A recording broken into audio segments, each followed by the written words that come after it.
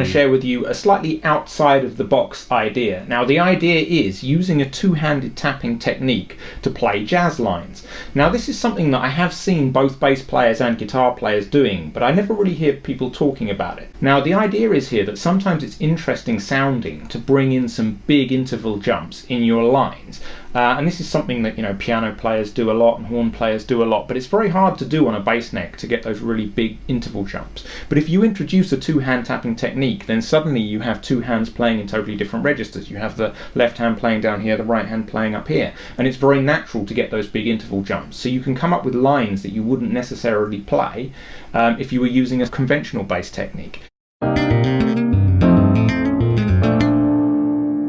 I was working on this with a student actually, and what we were doing is we came up with just a kind of 2-5-1 jazz line. So this is where we started.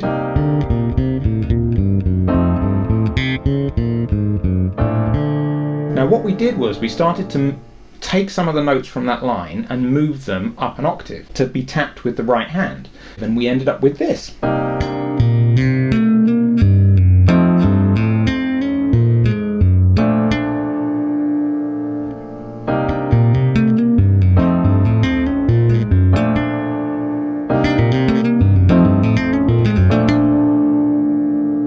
So it's just an idea, and I'm just kind of starting out with this one myself, so I'm going to try and see what I can develop out of this and if I can kind of come up with a way of improvising using these ideas.